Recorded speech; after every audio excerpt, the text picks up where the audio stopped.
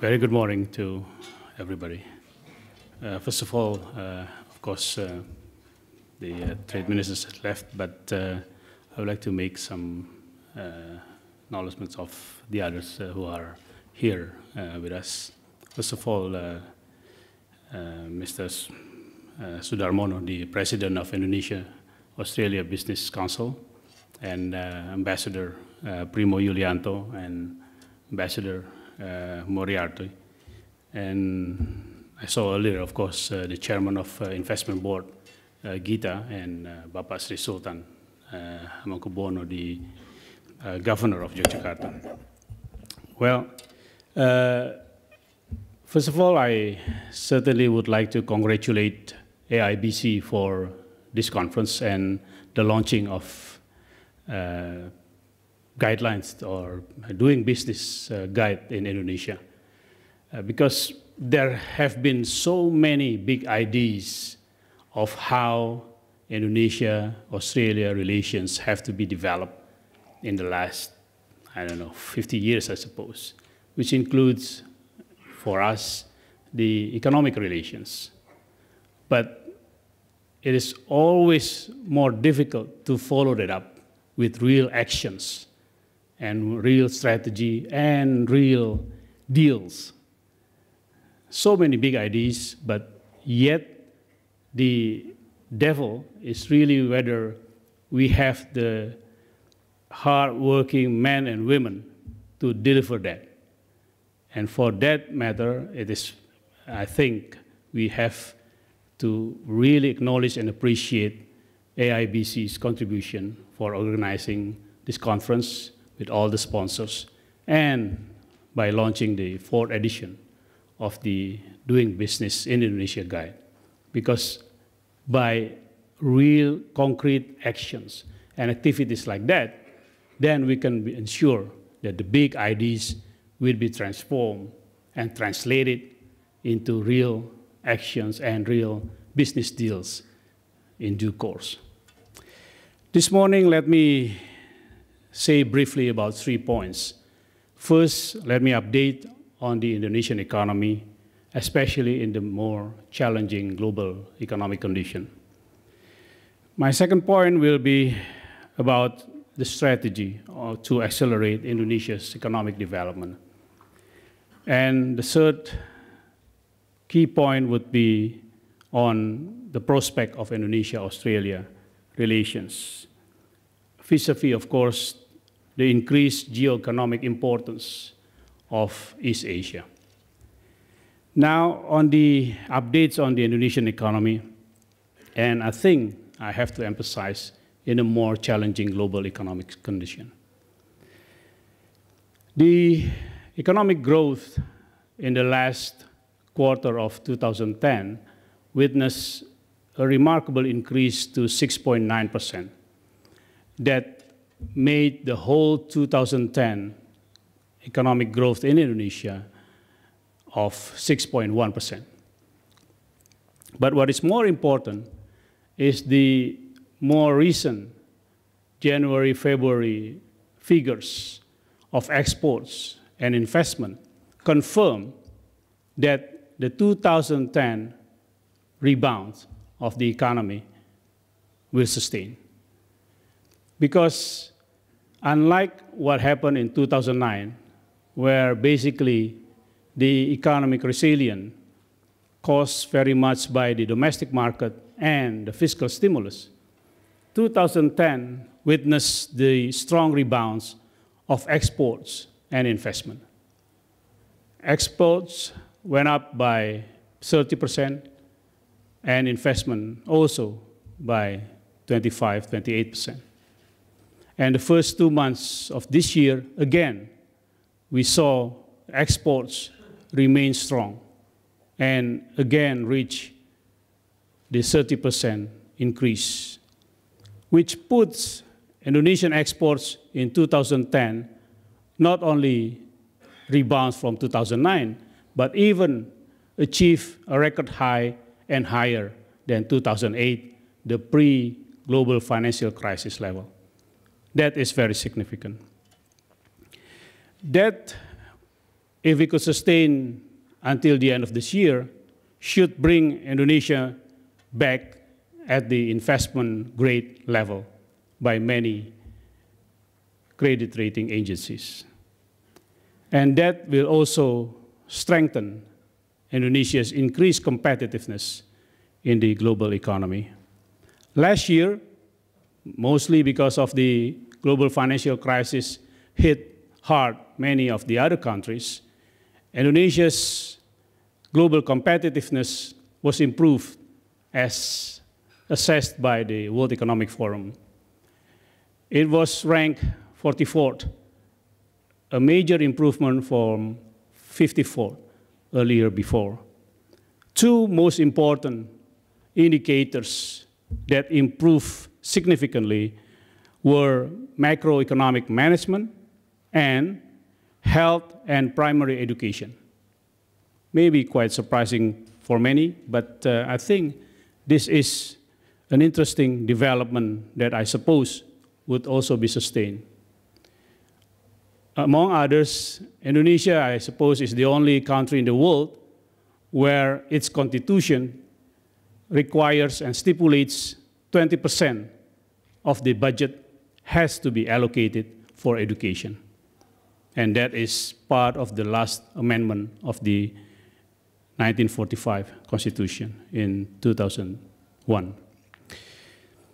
The other two indicators that were equally important for the economy in general, but more importantly for business, is the increase of rank and grade of innovation and business sophistication. So these four indicators, macroeconomic management, and then health and primary education, innovation, and business sophistications, were very much the main contributors to the increased competitiveness of Indonesian assessment by the World Economic Forum.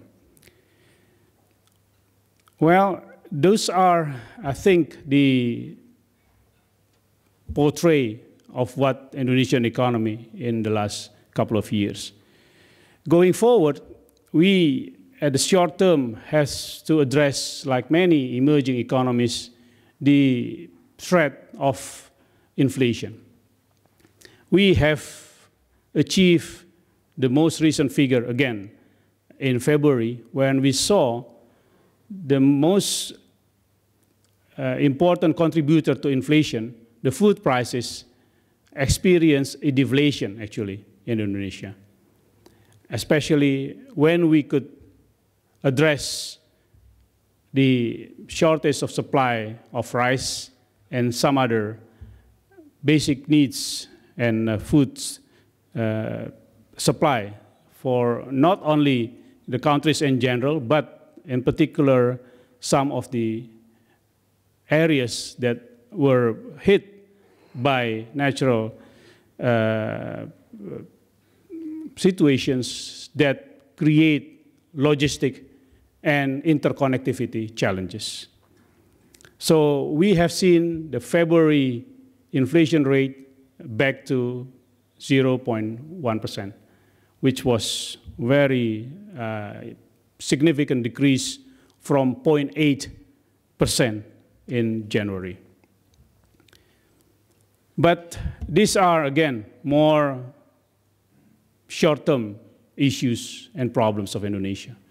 Indonesia, as a developing country and emerging economy, has to also address the mid and long-term challenges, namely the poverty reduction and level of unemployment, which now respectively stand at 7% of unemployment and slightly over 13% of poverty level nationwide.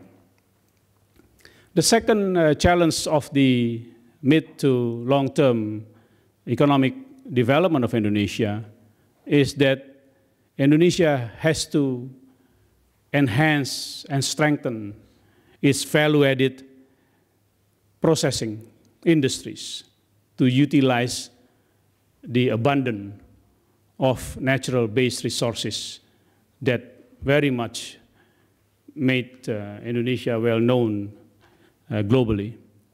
Unlike Australia, there is also another resource-rich economy. Indonesia, with its 240 million population, has to develop its value-added downstream processing industries, because we need these industries for the value-added, for the jobs creation,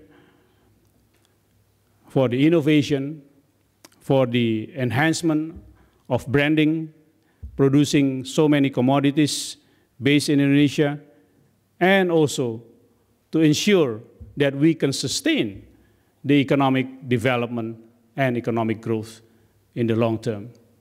Otherwise, we might have to face the challenge of the middle income trap, where on one hand, the macroeconomic growth shows a respectable increase, but on the other hand, the real value, the real substantive contribution to that growth, to the general population, to the social welfare, have not yet recognized. So it's very clear from the resource-based industries, like the agro-based in terms of palm oil and its derivative products, natural rubber, many food materials like cocoa and then coffee, also tea, to minerals. We are also rich in nickel, copper, tin, and various energy resources like oil, gas, coal, as well as alternative energy and renewable energy resources like geothermal, biofuel. We have to develop this because of the reasons I mentioned earlier. In addition to the resource-based industries, Indonesia is also developing its manufacturing industries. Last year, again, we have seen the exports of electronics, of automotive parts, as well as cars, of footwear, of textile and garment, achieve a record high in our history. Textile and garment surpassed the $11 billion exports figure last year, while electronic, for the first time, surpassed the $10 billion. And automotive reached slightly over $3 billion. And footwear is 2.5, and so on. This shows you that what left Indonesia 5-7 years ago to countries like China, Vietnam, in a big way, since 2008, even for some products like footwear and electronics, from 2006 to 2007, returned back to Indonesia and invested in a much larger scale than before they left Indonesia. So that's why we have achieved now quite a remarkable level of production as well as exports.